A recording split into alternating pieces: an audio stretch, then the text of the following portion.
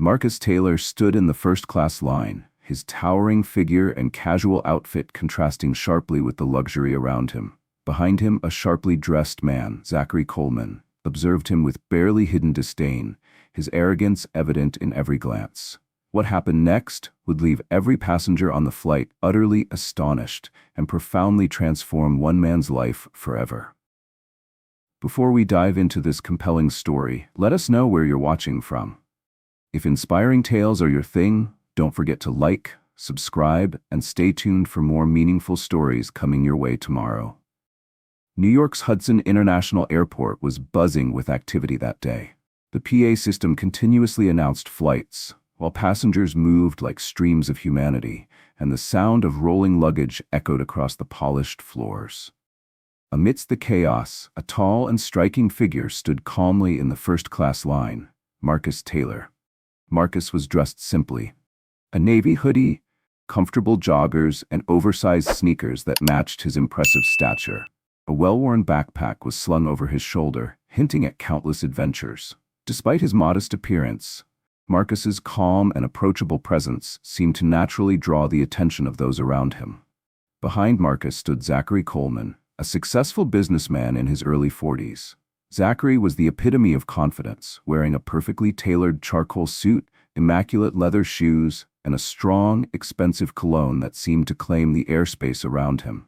Every gesture, whether adjusting his cufflinks or slicking back his hair, radiated self-importance.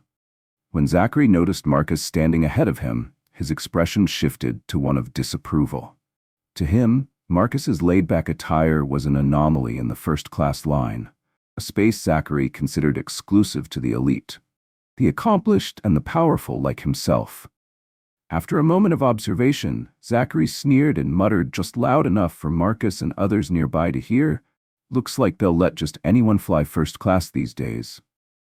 A few people in line turned their heads at the remark, but Marcus remained unaffected. He shrugged nonchalantly, as though the comment carried no significance. His calm demeanor seemed to irritate Zachary further. With an exaggerated scoff, Zachary stepped closer, as if asserting dominance over the space. Marcus, unfazed, casually stepped aside to let a family behind him move past. He didn't react, didn't show even a flicker of annoyance. Instead, it was Marcus's quiet, composed silence that unsettled Zachary the most. In his mind, Zachary began constructing explanations for Marcus's presence. Maybe he won a lottery. Perhaps someone gifted him the ticket. There's no way he belongs here. Little did Zachary, or anyone else in that line, realize that Marcus Taylor wasn't just anyone. He was a legend, not just in his field but also in how he lived a life defined by humility and depth. And this story was only beginning.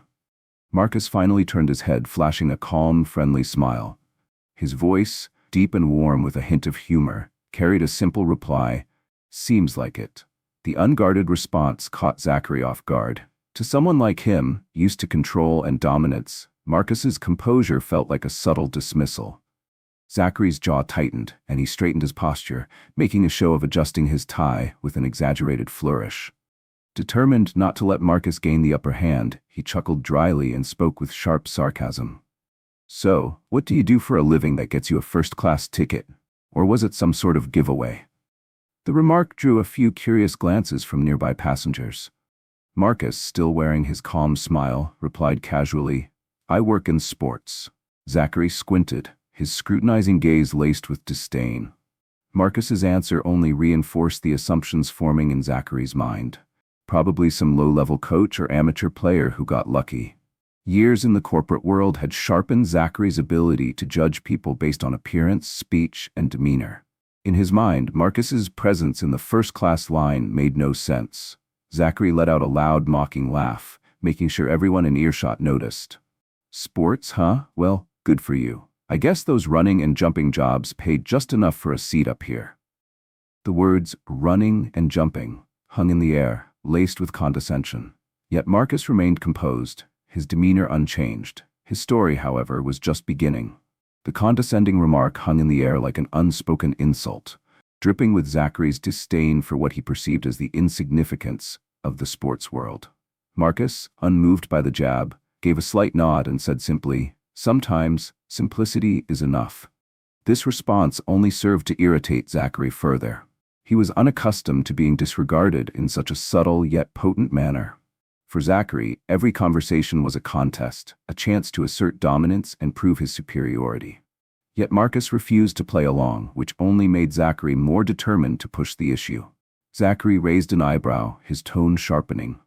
"Don't you think there are places meant for a select few? Like first class, for instance. Isn't it reserved for those who've actually achieved something in life?" Though his words were delivered with a polite smile, the implication was unmistakable. Zachary didn't believe Marcus belonged there. He even leaned forward slightly as if to exert his perceived authority over Marcus. Marcus met Zachary's gaze without a trace of anger or offense. His calm smile never wavered as he responded, "I think anyone can sit here as long as they have a ticket." It was a simple answer, yet it carried an undeniable strength. For a brief moment, Zachary seemed thrown off. Despite his best efforts to provoke Marcus, nothing seemed to work. But instead of backing down, Zachary felt even more challenged. Does this guy think he's smarter than me? Not a chance, Zachary thought. Crossing his arms over his chest, he smirked, ready to escalate the tension further. Before he could speak again, the boarding line began to move. Both men stepped forward onto the plane, each preparing for a long journey, one that promised more opportunities for their clash of personalities to intensify. Zachary entered the plane with his usual air of confidence. As he passed through the economy section, he couldn't help but glance at the passengers squeezed into the cramped rows, his expression silently affirming his belief in his own superiority. But when Zachary reached the first-class cabin, he froze. Sitting in the seat next to his was Marcus Taylor. For a moment, Zachary hesitated, irritation bubbling just beneath the surface. He quickly recovered, shaking his head as if to dispel his frustration. He muttered just loud enough for Marcus to hear, "Unbelievable. Of all the seats in first class, I have to sit next to you." Marcus, adjusting his backpack, turned and offered a friendly smile. "Looks like we're travel buddies today," he said warmly. The calm and unguarded response felt almost like a subtle challenge to Zachary. Annoyed, Zachary dropped into his seat with exaggerated movements, fastening his seatbelt noisily as if to make a point. As the other passengers settled in, Zachary caught the attention of a flight attendant and ordered a glass of water with ice. Casting a sideways glance at Marcus, his expression seemed to say, "You don't belong here." Unable to bear the silence, Zachary decided to stir the pot. Smirking, he said with exaggerated sarcasm, "Sports, huh? What do you do? Coach kids at the local rec center or something?" Marcus turned to him, still as relaxed and unbothered as ever. His reply was simple, "Sometimes." That single word irritated Zachary even more. It felt as though Marcus was either oblivious to Zachary's condescension or deliberately refusing to engage in his petty games. Either way, it left Zachary feeling unbalanced. He chuckled derisively, swirling his glass of water. "Interesting," he said, his gaze fixed on Marcus. "I always thought people in sports had to hustle for attention. But you don't even need to show off, huh?" Marcus tilted his head slightly, studying Zachary with a calm and measured gaze. Then he smiled gently and said, "Some things don't need to be proven. People notice when it matters." The statement landed like an arrow piercing through Zachary's ego. He laughed again, but this time his laughter was strained. "Oh, really? See, I've always believed that if you don't flaunt what you've got, no one will ever notice you, especially in a place like this." He emphasized the word especially, letting his gaze sweep across the luxurious first-class cabin as if to remind Marcus of where they were. Marcus didn't respond immediately. Instead, he reached into his backpack, pulled out a book, and opened it with quiet ease, seemingly unaffected by Zachary's tirade. This nonchalant act only fueled Zachary's frustration. In his mind, Marcus's silence wasn't calm, it was dismissive. Crossing his arms, Zachary's eyes narrowed as a plan began to form. "I'll make him realize who's in charge here." The flight had only just begun, but the tension between the two men was already simmering. Their silent clash promised to escalate as they continued their journey side by side. The tension between Marcus and Zachary had begun to brew, though Marcus's steady demeanor exuded a calmness that seemed unshakable. His eyes, though focused on his book, hinted at a quiet understanding of the dynamic at play. a subtle awareness of Zachary's every move. This wasn't merely a clash between two travelers on a plane. It was a quiet battle of values. Vanity against humility, arrogance against grace. The atmosphere in the first-class cabin remained outwardly calm, but the simmering friction between the two men felt like an electric current, ready to spark at any moment. Marcus appeared completely unbothered, absorbed in the pages of his book, while Zachary grew increasingly irate with his companion's tranquility. When the flight attendant began serving drinks, Zachary saw it as an opportunity to reassert his perceived dominance. Leaning back in his seat, with an air of exaggerated authority, he spoke loudly enough for everyone nearby to hear. "A glass of Labelle vintage champagne, please. Make sure it's properly chilled. After all, this is first class." As the attendant acknowledged his order, Zachary smirked, casting a smug glance at Marcus. His expression seemed to say, "This is how a first-class passenger should act." Every word of his request was laced with the implication that luxury and indulgence were his rightful domain. When it was Marcus's turn, the flight attendant leaned in politely and asked, "What can I get for you, sir?" Marcus looked up, a faint, easygoing smile playing on his lips. "Just a bottle of water, please," he said. The simplicity of his order was enough to draw a derisive laugh from Zachary, who shook his head and muttered, "Water? You're serious? What a waste of a first-class seat."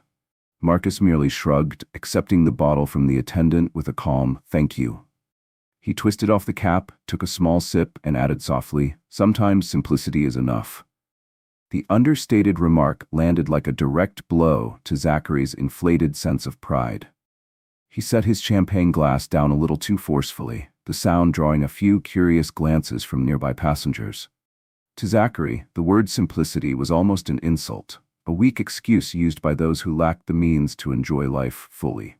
With a raised eyebrow and a deliberately sharp tone, he responded, "That's what people who don't know how to live say. Don't you think that when you're in a place like this, you should make the most of it? Simplicity has no place in first class." Marcus turned to face Zachary, his expression composed yet penetrating, as though he could see past the bravado to something deeper. "Everyone has their own way of living," he said evenly. "I just prefer to enjoy what I truly need." The response only further provoked Zachary, who felt as though Marcus wasn't just disagreeing with him, but subtly critiquing the lifestyle he held so dear. Sipping his champagne, Zachary tried to reassert control of the conversation. "Your words are nice," he said, his tone dripping with sarcasm. "But don't you think humility is just a mask? You're clearly skilled at playing the role of the simple man, but I have to wonder, how genuine is it?" Marcus smiled, showing no sign of being rattled by the barb. He set his water bottle down carefully and replied, his voice calm and deliberate, "I don't need to prove anything to anyone. The way I live isn't meant to impress others." The weight of his words seemed to thicken the air in the cabin. Passengers who had been pretending not to listen were now clearly paying attention. Some exchanged glances, their expressions uncomfortable. Not at Marcus, but at Zachary's increasingly pointed tone. Realizing the scrutiny, Zachary felt cornered. He pressed on, his voice brimming with self-satisfaction. "Well said," he sneered. "But do you know why it's called first class? It's for people who understand their worth. People who know how to enjoy their success, not for those who spout cheap philosophy." Marcus regarded him thoughtfully, as though weighing whether or not to respond. Finally, he lifted his water bottle, took another sip, and said, "True success isn't about what you show the world. It's about what you leave behind in others." The words landed with a quiet power that seemed to freeze the entire cabin. Passengers who had previously feigned disinterest now reacted visibly. A woman seated nearby nodded slightly, her expression one of quiet agreement. An older gentleman raised an eyebrow at Zachary, his disapproval evident. For a moment, Zachary appeared at a loss, as though the wind had been knocked out of his argument. But instead of backing down, he doubled down, determined to emerge victorious in what he saw as a battle of wills. By this point, the interaction between Marcus and Zachary had evolved far beyond a simple exchange. It had become a clash of ideologies, a battle Zachary was determined to win. What Zachary didn't realize was that Marcus had faced countless confrontations like this before.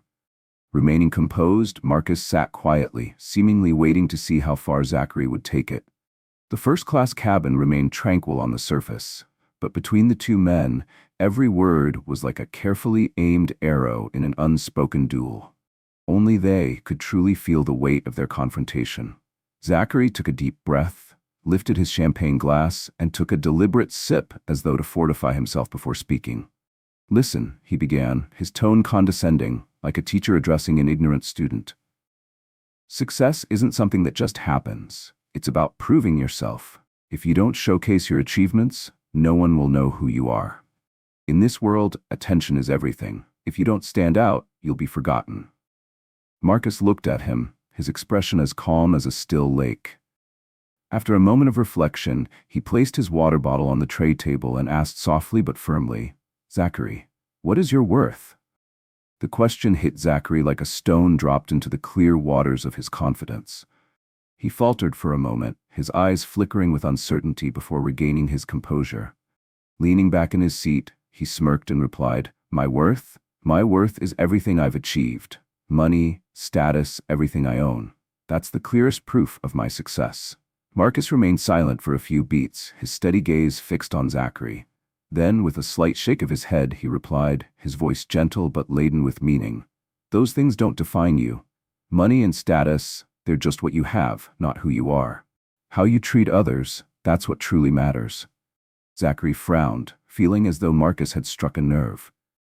He let out a dry chuckle, but there was a distinct lack of conviction in his laughter. "That's just outdated thinking. Do you really believe people will see you as successful just because you're kind? No, Marcus, the world doesn't work like that. Life is a battle, and the stronger, smarter ones always win." Marcus tilted his head, studying Zachary with a thoughtful gaze. It was no longer the confident businessman he saw, but a man hiding something deeper beneath his bravado. "I don't think success is a battle," Marcus replied calmly. "If you see everything as a competition, you'll never feel satisfied. But when you find meaning in helping others, you'll see it's not always about winning." Zachary laughed again, but this time his laughter was edged with unease. "Meaning? You think the world operates on kindness? You're dreaming, Marcus. Out there, people only care about results. I don't need anyone to teach me about life. I know exactly what I'm doing." Marcus didn't flinch at Zachary's words. His expression remained serene, but his gaze seemed to cut through the layers of Zachary's arrogance. "Maybe you're right," Marcus said after a pause. "Maybe the world does care more about results. But when everything fades away, when you're left alone with yourself, what will truly give you peace? Money, status, or the relationships you've built?" Zachary froze, the question acting as a mirror, reflecting back at him. For a fleeting moment, his confident facade cracked and a flicker of doubt crossed his face. But he quickly recovered, crossing his arms as if to shield himself from the impact of Marcus's words. "I don't need peace," he said, though his voice lacked its usual conviction. "I need success, and success is everything I've accomplished." Marcus smiled faintly but chose not to argue further. Picking up his water bottle, he took a small sip and turned his gaze toward the airplane window. "Your success might make you proud," he said softly, "but how you treat others is what people will remember about you." Those words lingered, quiet but powerful. Zachary shifted uncomfortably in his seat, trying to maintain his indifferent expression. Yet deep down, Marcus's words echoed within him, tugging at something he wasn't ready to admit. The first-class cabin returned to a relative calm, but for Zachary, the silence wasn't peaceful. It was filled with self-confrontation, a battle he wasn't used to fighting. Nearby passengers who had been subtly eavesdropping began to exchange glances. Some looked at Marcus with quiet admiration, while others cast disapproving looks at Zachary, who was visibly rattled. Zachary, noticing the attention, felt his confidence waver. He wasn't used to being criticized, nor to being at the center of scrutiny. The eyes of the surrounding passengers felt heavier than ever, and for the first time in a long while, Zachary felt small. The judgmental eyes of the passengers, people Zachary assumed would admire him, instead carried clear disapproval. Refusing to accept their silent verdict, he sat up straighter, determined to reclaim control of the situation. With a loud, sarcastic tone, Zachary challenged, "So what about you, Marcus? Does a bottle of water and a handful of cheap philosophical lines somehow make you better than me? The statement cut through the cabin's subdued hum, drawing the attention of even more passengers. A few turned fully to face them, their expressions showing varying degrees of irritation. A middle-aged woman nearby frowned, but chose to remain silent. Marcus, as always, showed no anger. He calmly placed the water bottle on the small table in front of him, then turned to face Zachary with a gaze that was both calm and resolute. After a few moments of silence, Marcus replied in a steady, measured tone, "I'm not here to prove I'm better than anyone. I'm just here to be myself." The simple yet powerful response felt like another blow to Zachary's ego. He forced a strained smile, masking the discomfort rising within him. Around him, the passengers' eyes were now clearly focused, their collective judgment impossible to ignore. Narrowing his eyes, Zachary smirked mockingly and pressed on. "So you think just being yourself is enough? The world doesn't work that way, Marcus. If you don't prove your worth, no one cares who you are. You're living in some fantasy where people are judged by their hearts instead of their accomplishments." How naive. Marcus didn't rush to respond. Instead, he leaned back in his seat, his gaze drifting toward the airplane window. The cabin was so quiet that the hum of the plane's engines became distinctly audible. Finally, Marcus turned back, speaking slowly but with weight. "You're right, Zachary. The world can be harsh and unfair. But I've learned that no matter the circumstances, how we treat others is what truly matters. Your accomplishments might earn you admiration, but it's your heart that people remember." The statement was less of a rebuttal and more of a truth, delivered with quiet certainty. It landed heavily, not just on Zachary, but on everyone within earshot. The surrounding passengers, who had been hesitant to show their reactions, now nodded slightly or exchanged knowing glances. An elderly man leaned toward his wife and whispered, "He's absolutely right." Zachary, realizing the tide of the cabin had turned against him, grew visibly uncomfortable. His confidence faltered, and he glanced around the cabin, hoping to find an ally among the passengers. Instead, he found eyes filled with annoyance and judgment directed squarely at him. Scoffing to mask his discomfort, he forced out a confident facade. "Nice speech," he said. "But let's be realistic, Marcus. The world doesn't run on kindness. Only the strong win. You can say all the pretty words you want, but at the end of the day, who cares about all that when they're not getting ahead?" Marcus leaned forward slightly, resting his elbows on the small table between them. His calm eyes locked onto Zachary's, and though his voice remained quiet, it carried undeniable strength. "I care, Zachary, and I think a lot of others do too, because when you look back on your life, what will make you happy won't be the things you've accumulated, it'll be the moments you've created for others. The things you achieve are temporary, but compassion lasts forever." The words struck Zachary deeply, even if he refused to show it. A part of him, buried beneath his pride, recognized the truth in Marcus's words. Yet, instead of conceding, Zachary felt the overwhelming need to defend himself.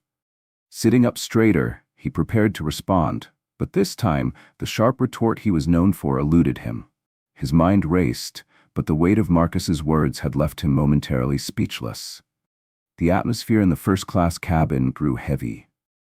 No one spoke, but the expressions on the passengers' faces made it clear they had taken Marcus's side. Zachary began to realize that no matter how hard he tried, he was steadily losing this battle. His attempts to maintain composure failed as his inner turmoil started to show. His usual confident facade cracked, confusion surfacing in his eyes. Meanwhile, the chief flight attendant approached with a professional smile. She leaned toward Marcus and said, "Mr. Taylor, your connecting flight has been confirmed. The captain also asked me to pass along his regards and admiration for you."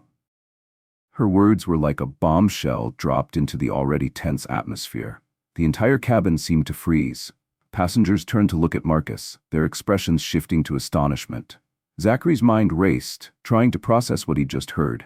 The name Taylor echoed in his thoughts like a revelation. He turned to Marcus, his eyes wide with disbelief. "Wait," Zachary stammered. "Marcus Taylor? You're Marcus Taylor?" Marcus, still calm and composed, offered a faint smile. "That's me." The realization hit Zachary like a tidal wave. Memories of the name Marcus Taylor flooded his mind. A renowned athlete, a philanthropist, a man respected across industries not just for his accomplishments, but for his character. Zachary sat back in his seat, stunned and unable to speak, as the weight of the situation fully dawned on him. As passengers turned their heads toward Marcus, their expressions shifted to astonishment, as if they had just realized something extraordinary. Zachary sat frozen, his mind racing to process the scene unfolding before him. The name Marcus Taylor echoed in his thoughts like a sudden awakening. He turned to Marcus, his eyes wide with disbelief. "Marcus Taylor? You're the Marcus Taylor?" Marcus, still wearing his signature gentle smile, nodded slowly. "That's me." Those three simple words rendered Zachary utterly speechless. Memories of the name Marcus Taylor began flashing through his mind, a celebrated athlete, an accomplished philanthropist, and a man revered for his unwavering generosity. Zachary's gaze darted between Marcus's calm demeanor and the casual hoodie and sweatpants he wore. The pieces didn't seem to fit. How could the unassuming man sitting beside him be the same global icon he had heard so much about? The arrogance that had once glimmered in Zachary's eyes was replaced with confusion and a growing sense of embarrassment. Marcus met Zachary's gaze, his expression calm but carrying a quiet gravity. He didn't demand an apology or an acknowledgement of Zachary's earlier behavior. His mere presence was enough to speak volumes. Around them, whispers began to ripple through the cabin. A woman seated in the row behind leaned toward her husband and murmured, "I can't believe it. That's Marcus Taylor. He's so humble." An older gentleman nodded in admiration and added, "He's not just a legend in sports. His character is extraordinary too." Zachary heard those words, and the shame within him grew heavier with each passing moment. He fumbled for something to say, searching for any justification for his earlier remarks. After a few seconds of stammering, he finally managed to speak, his voice trembling. I didn't know. I didn't know who you were. If I had, I wouldn't have said those things." Marcus didn't display any anger. Instead, he shook his head slightly and responded, his voice warm yet firm. "That doesn't matter, Zachary. How you treat others shouldn't depend on who they are." Those words struck Zachary like a mirror being held up to reflect his own arrogance and pettiness. For the first time, he truly saw the flaws in his behavior, laid bare for all to witness. The cabin grew silent as passengers, previously engaged in their own affairs, now observed the interaction with quiet attention. Their gazes carried judgment, and Zachary could feel their weight pressing down on him. Bowing his head, he couldn't bring himself to look at Marcus or anyone else. His heart sank, not just from the humiliation of the moment, but from the undeniable truth that he had been wrong. Marcus smiled gently, signaling the end of the conversation without another word. He picked up his book and resumed reading, leaving Zachary to sit in silence, stewing in his turbulent thoughts. The first-class cabin gradually returned to its normal rhythm, pages rustling, soft music playing through headphones, and the faint sound of the flight attendants moving about. Yet no one could forget the lesson they had just witnessed. A person's worth isn't measured by their fame or wealth, but by how they treat others. Zachary sat stiffly beside Marcus, feeling as though he were trapped in an invisible box. The stares of the surrounding passengers felt like walls closing in, their silent disapproval impossible to escape. He lowered his head further, his voice trembling as he attempted to salvage some semblance of dignity. I didn't know who you were. If I had, I wouldn't have acted that way." Though the words might have seemed like an apology at first glance, they only deepened the shame welling up inside Zachary. His admission wasn't just an acknowledgement of his behavior, it was an unintended confession that he judged people based solely on status and reputation. Marcus, still composed, didn't look away. Locking eyes with Zachary, his gaze wasn't angry but firm, like a teacher imparting an important lesson. In a calm yet piercing tone, he replied, "That doesn't matter. You should treat everyone with kindness, not just those who are famous or wealthy." Those words hit Zachary's pride like a hammer. He felt as though he'd been stripped bare, exposed in front of everyone with no place to hide. Some of the nearby passengers, though silent, wore expressions that said everything: admiration for Marcus and disappointment in Zachary. Zachary tried to respond, but his voice caught in his throat. The cabin blurred around him as Marcus's words echoed in his mind. You should treat everyone kindly. He reflexively gripped his champagne flute, forcing a faint smile and a futile attempt to mask his discomfort. In a voice barely above a whisper, he mumbled, I didn't think it would escalate like this. I didn't mean to offend you. Marcus simply nodded, his book still resting in his lap. I understand, he said calmly, though his tone carried a weight that Zachary couldn't ignore. The rest of the flight passed in tense silence for Zachary. While Marcus returned to his reading with unshakable composure, Zachary sat staring at the tray table in front of him, unable to escape the storm of emotions swirling within. He felt trapped, not just by the judgment of those around him, but by the realization of his own failings. In his mind, Marcus's words echoed endlessly. You should treat everyone with kindness. Marcus nodded without interrupting, giving Zachary the space to continue. Taking a deep breath, Zachary glanced around the first-class cabin, avoiding Marcus's calm yet piercing gaze. His voice, tinged with embarrassment and unease, wavered as he pressed on. I guess, maybe I've just gotten used to judging people by what they have. It's like a habit. But that doesn't mean I meant to come across as arrogant. It's just, I don't know any other way. Marcus studied him for a moment, his expression softening slightly. When he spoke, his tone was warm but resolute. Habits aren't an excuse for how we treat others, Zachary. But habits can change. We always have the choice to be better. Those words, though free of reproach, hit Zachary like a mirror reflecting his true self. He felt a wave of shame rising within him, threatening to wash away the carefully constructed facade of arrogance he had relied on for so long. Sinking into silence, Zachary stared at the small table in front of him. His mind was flooded with memories of his past interactions, employees he had berated, servers he had dismissed, and others he had judged harshly simply because they didn't meet his shallow standards. In that quiet moment, something within him began to crack. It wasn't just his pride. It was the barrier he had built between himself and the deeper, more meaningful values he had long ignored. Marcus, noticing Zachary's introspection, didn't press further. Instead, he calmly turned back to his book, giving Zachary the space to grapple with his own thoughts.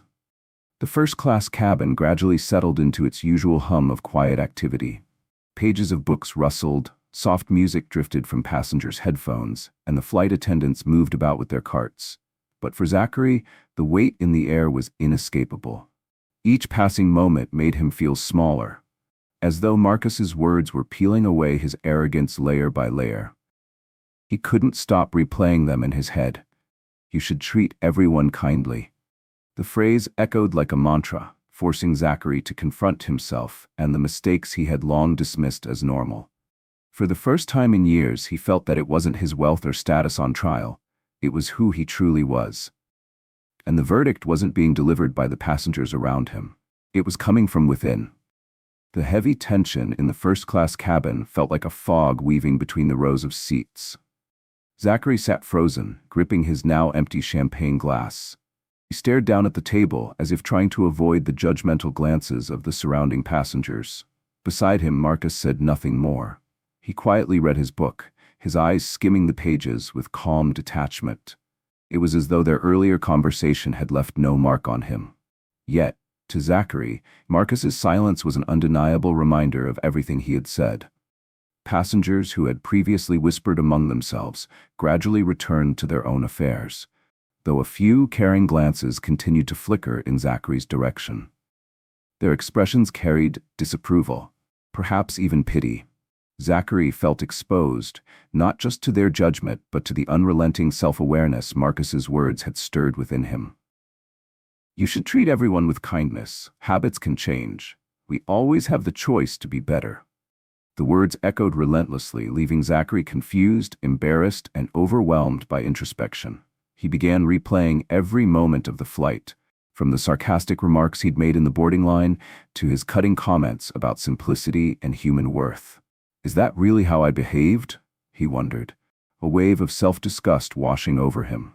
For a moment, Zachary thought about everything he had accomplished in his life. His wealth, the impressive numbers in his bank account, the luxurious possessions he owned. These had once been his greatest sources of pride, yet under the weight of Marcus's words, They felt hollow. All of this? Does it really make me happy? He glanced at Marcus sitting calmly beside him. The tall, composed man remained absorbed in his book, seemingly unaffected by the storm of emotions unfolding within Zachary. That quiet indifference made the contrast between them even more striking. Marcus didn't need to prove anything, nor did he need to flaunt his achievements. Yet his presence carried a strength Zachary couldn't ignore, one that made him feel as though he were sitting beside a mirror, reflecting every flaw, every ounce of arrogance, and the smallness of his own existence. Zachary sighed softly, trying to escape the storm of thoughts raging in his mind. But every time he attempted to push them aside, the memory of his conversation with Marcus came rushing back, sharper and clearer than before. Marcus's words weren't just advice, they were a profound reminder that the path Zachary had been following might not lead him to where he truly wanted to go. For the first time in years, Zachary felt genuinely lost. The successes he had once taken so much pride in now seemed like scattered fragments, unable to fill the emptiness growing inside him. Beside him, the gentle sound of Marcus turning a page was almost imperceptible to others, but to Zachary, it pounded in his ears like a drumbeat. It was a reminder that life always offers new chapters, if one has the courage to start fresh. Lowering his head, Zachary clenched his fists as though wrestling with himself. Yet deep within, a new thought began to take root. Perhaps this is the moment to change. The first-class cabin remained silent, but within Zachary's mind, chaos began to give way to clarity. He didn't yet know if he had the bravery to do things differently, but for the first time he asked himself a question that felt both terrifying and liberating. If I started over, who would I become? After sitting silently for what felt like an eternity, Zachary felt the weight of his pride begin to give way. Something deeper, a necessity to admit his mistakes, started to rise. Staring down at his hands as though searching for answers, he felt an urgency building within him. I have to say something, he thought. If I don't, I'll be trapped in this feeling forever. Taking a deep breath, Zachary turned toward Marcus, who was calmly engrossed in his book, his demeanor as tranquil as ever, as though he had forgotten Zachary's presence entirely. To Zachary, it felt as though Marcus was offering him a choice. No pressure, no expectations, just an open space to do what felt right. Finally, Zachary broke the silence, his voice trembling slightly but carrying an unusual sincerity. Marcus, I want to apologize. Marcus paused, gently closing his book and placing it on the tray table. He didn't say a word, instead looking at Zachary with a calm, expectant gaze, giving him the space to continue. Zachary's voice steadied as he pressed on, now brimming with emotion. It's not about who you are, it's about how I acted. I was arrogant and shallow. I didn't realize that the way I treated you, and probably so many others, said so much about the kind of person I've become. He paused, swallowing hard to regain his composure, then added in a softer tone, I thought I knew everything, but I was wrong, and for that, I'm sorry. Marcus regarded Zachary with an expression free of judgment. Instead, his gaze reflected understanding and compassion. He nodded slowly and replied, his voice calm yet firm. Apologizing is a good start, Zachary, but what matters more is what you do next. The simplicity of Marcus's response carried the weight of profound wisdom. Zachary looked at him, surprised by the lack of reproach or anger. Marcus had offered not a lecture, but a gentle reminder that real change lies in actions, not just words. The cabin settled into a comfortable silence. Passengers, aware of the exchange but respectful of the moment, refrained from interfering. A few nodded subtly, as though agreeing with Marcus's words. Zachary lowered his head, feeling as though a heavy burden had been lifted from his shoulders. Yet he also recognized that his apology was just the first step on a long journey toward self-improvement. He spoke again, his voice quieter, almost as though the words were meant only for Marcus. Thank you, Marcus. I really appreciate you giving me the chance to reflect on myself. I'll try to do better. Marcus smiled warmly, a simple yet genuine gesture. He reached out and patted Zachary's shoulder gently, a gesture of encouragement. We all make mistakes, Zachary. What matters is what we learn from them. I believe you can do it. Zachary didn't reply immediately. Marcus's words had lit a spark within him, a motivation he hadn't felt in years, a desire to change, to become a better version of himself. Marcus returned to his book, while Zachary remained seated, his gaze shifting to the airplane window. Beyond the glass, the vast sky stretched endlessly, with stars twinkling like a quiet reminder that anyone can start anew if they truly desire it. The conversation didn't just change Zachary, it left a profound impact on the passengers who had witnessed it. Though no one said it aloud, they all knew they had learned something valuable about humility, forgiveness, and the true essence of humanity. The atmosphere in the cabin grew lighter, yet Marcus's words continued to resonate like ripples on a calm lake.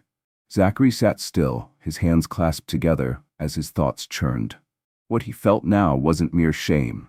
It was an expanding sense of understanding, an awakening unlike anything he had experienced before. Marcus, ever composed, turned a page in his book, his presence a quiet but powerful reminder that change is always possible for those who choose it. Marcus's voice was warm and steady, each word sinking deeply into Zachary's consciousness. Sometimes we try to prove ourselves because we're afraid of being overlooked. But you don't have to do that. True success isn't something you measure or show off to others. True success lies in how we lift others up, not in how we push them down. Those words felt like a beam of light, piercing through the carefully constructed veil Zachary had built around himself. His mind began replaying moments from his life, like scenes from an old film reel. He remembered the times he had tried to prove his worth by belittling others, mocking less successful colleagues, and flaunting his possessions in the hope of earning admiration. Why did I do that? He asked himself. The answer came swiftly. Because I was afraid they wouldn't respect me. Zachary looked up at Marcus. His eyes, once filled with defiance, now held a glimmer of introspection. His voice dropped to a near whisper as he asked, "But how do I change that? I've spent my whole life believing that if I'm not standing above others, I'll be seen as weak." Marcus set his book down once more, leaning forward slightly. His voice was gentle but resolute as he replied, "Change doesn't happen in a day, Zachary. It's a journey. But the first step is recognizing where you've gone wrong, and you've done that today. That's the most important thing." He paused briefly, his steady gaze holding Zachary's. "And remember, strength isn't about standing above others. It's about being able to bend down and help someone else rise. When you do that, you're not just changing them, you're changing yourself." The words, soft yet powerful, stirred something deep within Zachary. It didn't feel like a reprimand or pressure to change. Instead, it was an invitation to see life through a new lens, one of kindness and empathy. Zachary exhaled deeply, but this time it wasn't out of frustration. It was a release. For the first time, he allowed himself to acknowledge his mistakes, and instead of feeling weaker, he felt an unexpected sense of relief. "Thank you, Marcus," he said slowly, his voice weighted with meaning. "I think this is a lesson I've been missing for far too long." Marcus smiled and nodded. "We all learn something new every day, Zachary. The important part is being willing to accept it and apply it. If you can do that, you won't just change your own life, you'll impact the lives of so many others." Zachary didn't reply immediately, but he gave a slow, deliberate nod, his expression filled with determination. For the first time in his life, a glimmer of hope stirred within him. Marcus returned to his book, the faint smile on his lips lingering. He knew this conversation had left a profound impact on Zachary, and to Marcus, that mattered more than any title or accolade he'd ever achieved. Zachary turned his gaze to the airplane window. Beyond the glass, the vast expanse of sky stretched endlessly, the stars twinkling like a quiet reminder that anyone can start anew if they truly desire it. When the flight crew announced that the plane was preparing to land, Zachary felt as though he were waking from a long dream. But this dream wasn't an illusion. It was an inner journey, one that had revealed truths he had never considered before. As the plane touched down smoothly and the passengers began gathering their belongings, Zachary followed suit. But his emotions were entirely different from what they had been when he boarded the flight. As Marcus and Zachary stepped out of the first-class cabin, Zachary trailed behind him. Marcus, with his imposing figure and unassuming demeanor, walked effortlessly through the terminal, never seeking attention yet managing to draw every gaze. A few people in the airport recognized Marcus and hesitantly approached him. "Are you Marcus Taylor?" "Can we take a picture with you?" one of them asked. Marcus leaned down, offering a genuine smile.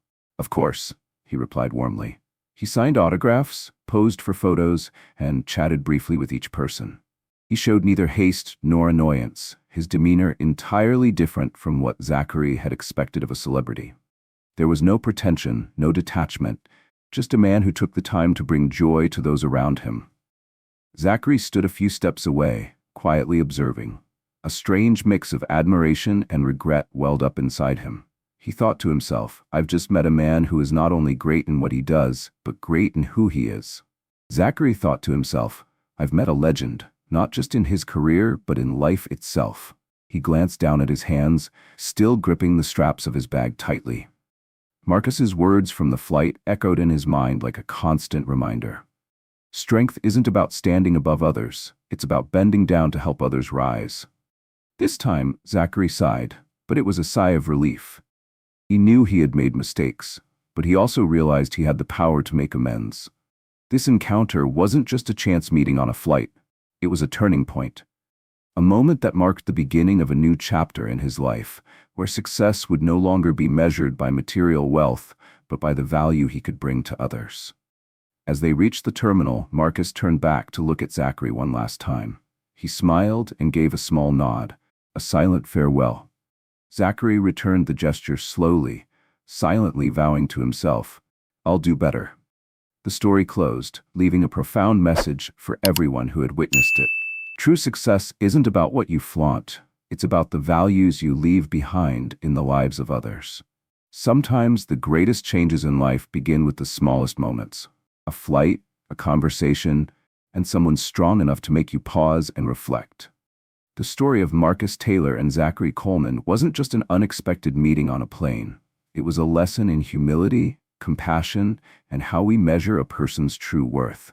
Have you ever experienced a moment like Zachary's, where your preconceived notions made you overlook someone's true value? Share your story in the comments. We'd love to hear it. If this story resonated with you, don't forget to like and share it to spread the message to others. Subscribe to our channel for more inspiring stories like this one. Thank you for watching, and we'll see you in the next video.